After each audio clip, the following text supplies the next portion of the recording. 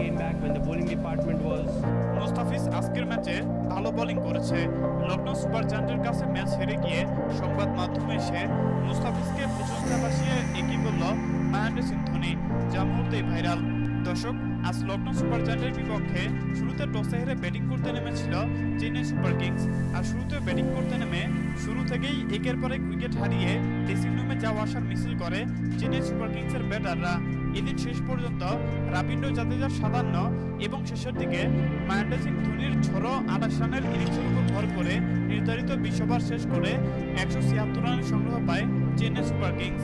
আর ১৭৭ রানের লক্ষ্য তারা করতে নেমে শুরু থেকেই লখনৌ সুপার জায়ান্টের দুই ওপেনিং ব্যাটসম্যান মিলে বিধ্বংসী বোলিং তাণ্ডব চালিয়ে চেন্নাই বোলারদেরকে রীতিমতো কচুকাটা করে